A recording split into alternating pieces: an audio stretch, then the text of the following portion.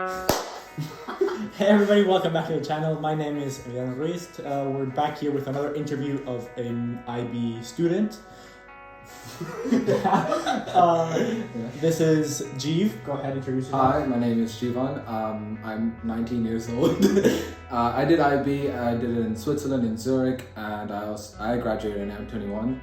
And I did do the exams actually. They were pretty fun. So yeah, let's get started, shall we? Yeah. Let's get started. Do you want to start off with your subjects? Well, I did chem. How much you got? Yeah, with HL I did chem, bio, and geo. And with SLs I did English, maths, and German as my second language. And I managed to get a 42. And yeah, that's about it. So pretty impressive score. So let's, again, same with the last interview. I'm dividing this into pre-IB, IB, and post-IB. First, pre-IB question.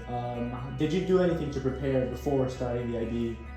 Well, I did the MYP. Okay. So that was the course is designed for you to kind of transition into the IBDP. So in that instance, it kind of gave you like the foundation into how it's going to be, like what the classes are going to be, like a little bit kind of theory-wise into chem, HO, bio, HO, and all of that. And then also we did the personal project. Yeah. That was kind of just a little insight into how it's going to be with the IAs and with the EEs. So yeah, with the personal project, it was just more like, it was of course having fun, but it was also more like, kind of just gave an insight into how it's going to be structured. And like, it was just like a kid's version of so for anybody starting the IB, you'd recommend they do the MYP? Yeah, if the school like does offer MYP, then for sure, and you're thinking of going to IB, then for sure go to the MYP.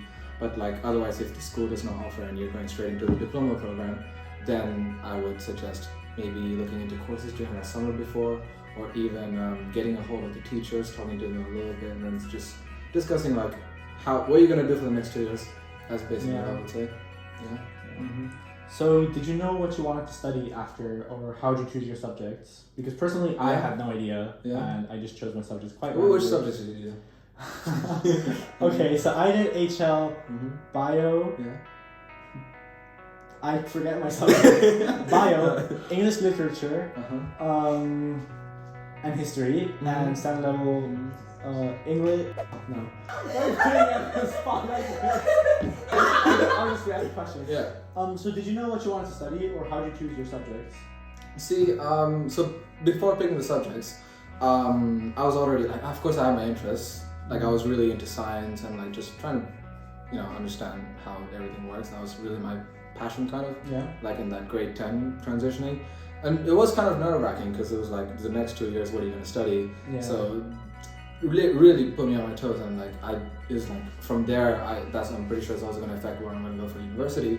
So I knew I was going to go with chemistry, because chemistry I really liked, and biology. I just felt like it was a really good pair.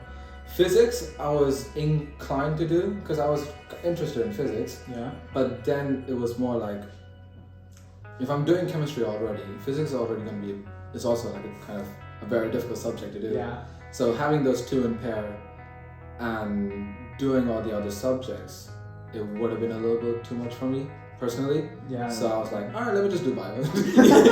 Even though it's still a lot, I was like, okay, with bio at least a little bit more memorization, a little bit more understanding, whereas physics is a little bit more calculation oriented. So I was like, all right, let me go down this path. What about you? What subjects did you go with? So HL I did history, English literature, and bio. Yeah. And standard level I did design technology, German ab initio, and maths. We didn't get to choose between the maths AA and maths AI, so I just did maths. What maths do you end up doing? I did AA because I was kind of looking into what medical schools were. To be fair, in grade 10, like we didn't have any idea whether it was going to switch to the AA and the AI. Yeah. Remember? I mean, for me at least. Yeah, no, I didn't switch from it. So it was kind of difficult back then, but then throughout like 11th grade or so, I kept on asking my teachers, should I stick with AA or should I switch to AI? Because we were still doing like the core contents at that point. We were like, should I switch because I want to go into medicine? And it was basically like a gamble. I was like, let me stay with AA because that's a little bit more medical oriented. And paid off at least, because even to UK university if you want to go there, AA is more accepted, and AI is a really small category of. So again, guys, another person saying AA if you want to go to medicine. Yeah. So why the IB? There's a bunch of options in Switzerland. I know there's the Matura because I did the IB in Switzerland. Yeah. There's again international IGCSEs, APs, A levels, all of that. Why IB? Well, the thing is, I came to Switzerland in like 5th grade or something, or 3rd. No, you get the whole life story. Yeah, back in 3rd grade. No, and then I was just put into PYP and then MYP. So it was just literally oriented for me to go to IB. Did your parents choose for you to do IB? Or yeah, and I was moving around a lot, so like, and IB is offered all throughout Europe. So it was like, if I go to another country, then I could just continue with the course, and like, it won't be much of a struggle to switch. Fair enough. Yeah, that was the way to go. Good for me. Did you have any expectations of the IB? Did it live up to your expectations? Or? To be fair, I wasn't that much informed about like how stressful the IB was, or like how difficult it was going to get. But for me, it wasn't that challenging, just personally. I know there's a lot of people who do say it was challenging, but it was not as tough or difficult as I expected. I would say that, or at least how hyped the memes got on Discord or anything. It was not to those expectations, I would say. It was still difficult though. So that's a bold statement. So let's move into during the IB segment of this conversation. Go ahead. How do you approach mocks? Because you did exams. Yes.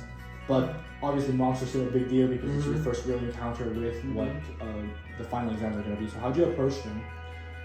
The thing is with the mocks, we were not able to do the 11th grade end of year mocks. Okay. That's because of COVID. Okay. And it was more like the online, and that wasn't.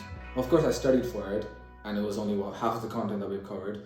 But then it was the 12th grade mock that really switched, because I did not do good on those. So you had two mock sessions? No, the first mock we could not do. It was online. Oh, okay, fair enough. Mock. But then the second mock was a mock, and that one it really hit me because like I was expecting like, okay, if I study this much, if I study like 2 hours a day, and I go into the exam, I should be able to clear it in theory. But those 2 hours over those 3 weeks of like preparing, I was like, I didn't do 2 hours today. Alright, I'll just do it tomorrow. It doesn't matter. It really started to compound, and then I saw my results and I was like, oh, that did not work.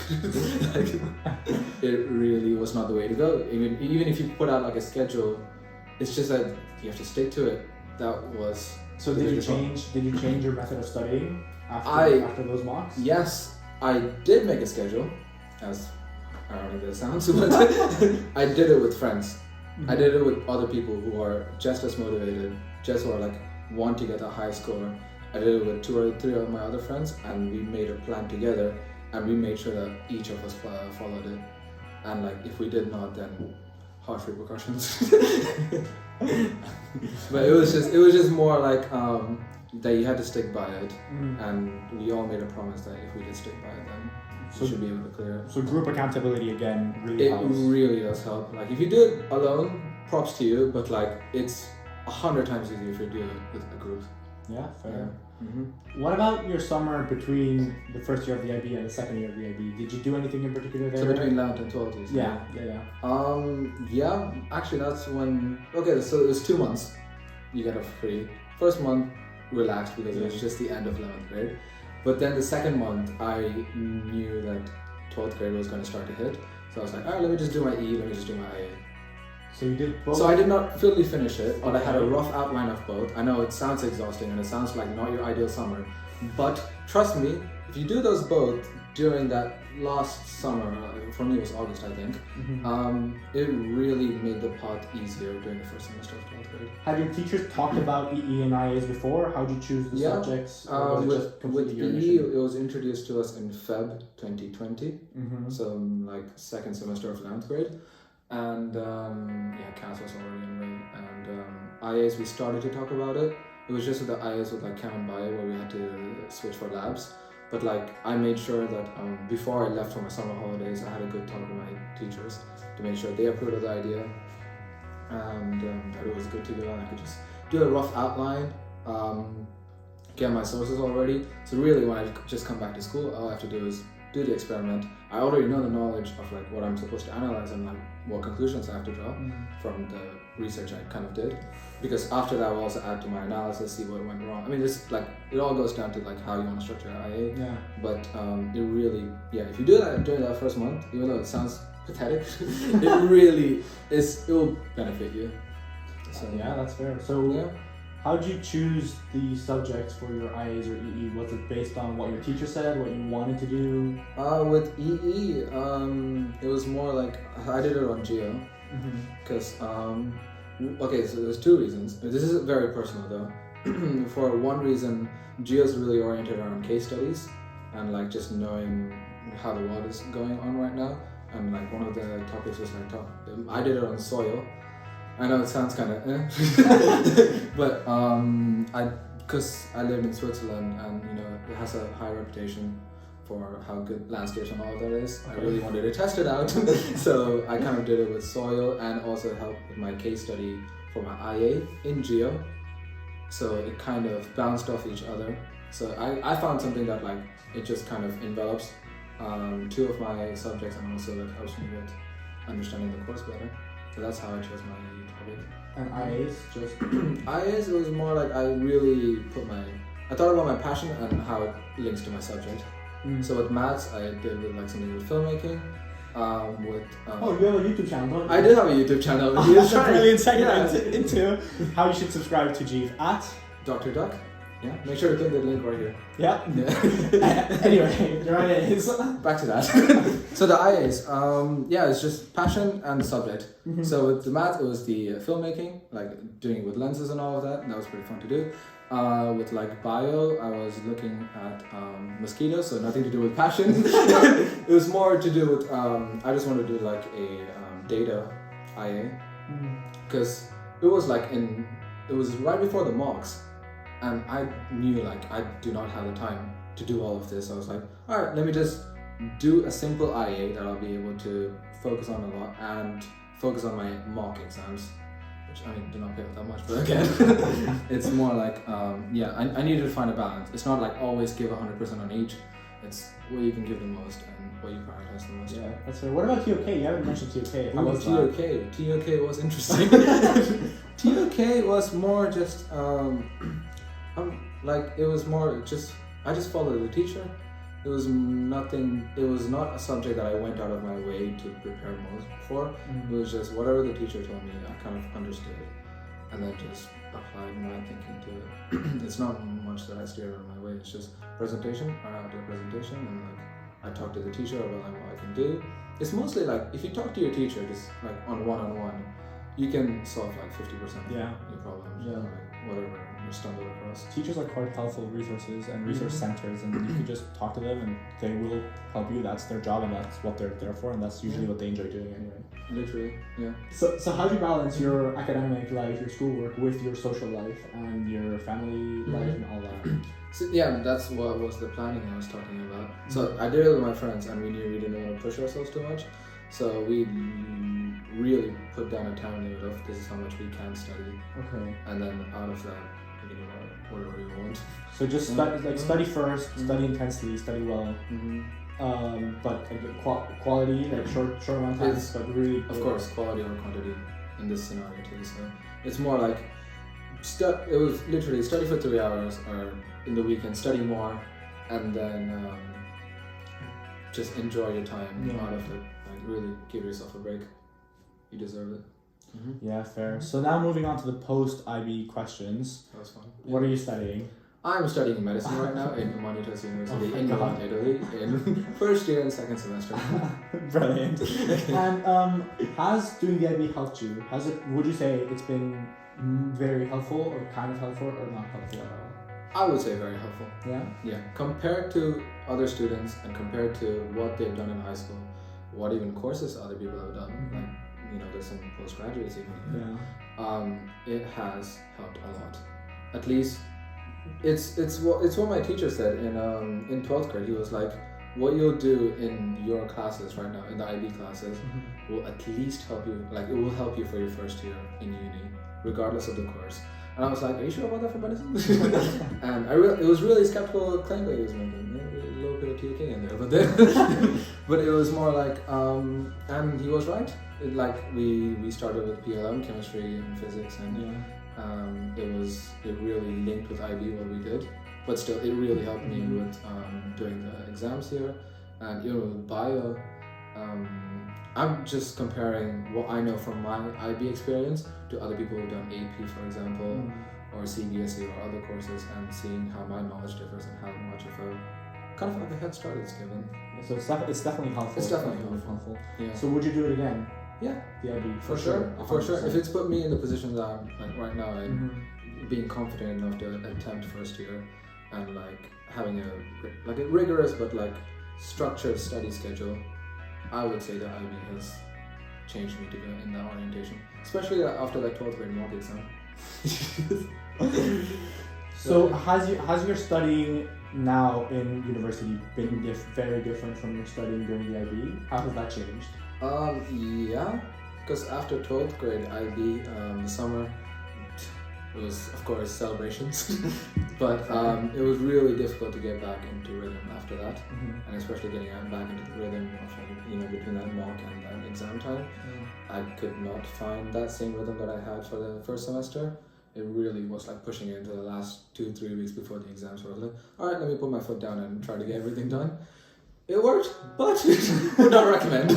So yeah, this year it's more, I mean, all of us in this, in our friend group, at least we've kind of pushing each other, and it's kind of getting back to how I was treating after the mock exams. And I think it's a healthy way that we're going right now. And of course I'm using Anki now. If you're doing medicine, you know what that is. I don't know if it will pay off. At least for now, it's helping me learn. I just have to find the understanding aspect of it. Okay. Yeah. So that's the thing. But of course, I'm gonna do. Of course, the learning with the Anki, with the understanding, will come with the books. Will come with the talking. Yeah. The studying in groups and all that. Exactly. Again, studying in groups, underrated, very helpful. You heard it from him. Yeah. So would you do anything differently if you could go back in time and change your IB experience, your IB, how you studied, how you approach exams, anything? Would you change anything in particular? Of course, I would approach the mocks differently with maybe the friend group kind of studying thing, and like start that in like jam or something. But other than that, it was pretty balanced, I would say. Like balanced enough to study correctly, but also enjoy your time. Like you have to find the balance. You can't just put all your work into it and then expect you'll probably pass. I mean, you'll probably pass with like high scores if you put all your work into it, but you won't have a social life. It's very important to have a social life, at least when you're 18. Yeah, no, I agree. So final question, any final advice you'd give to a student that's either about to go into the IB or is at the beginning of the IB? Well, if you're transitioning from MYP, I feel like it's a chill transition. It was for me, I can't speak for everyone. Otherwise, I mean, if I haven't been advocating the whole time, study with a group. It seems like the best way to go. And enjoy. It sounds difficult and like challenging, but if you manage to just plan it out and study with people, you will be pressured to complete it with high scores and with a balanced life. So yeah, really enjoy it. Yeah, it's one of the good ways of peer pressure. Yeah. Be peer pressured into one studying. One of the advantages. So yeah, thank you for joining me. Thank you for having me. Yeah. And thank you guys for liking, commenting, subscribing. If you have any questions that you want me to ask more IB students that did well, let me know. There's a lot of IB students, and there's also a lot of questions that I could ask, so leave them in the comments, and I'll see you guys next week.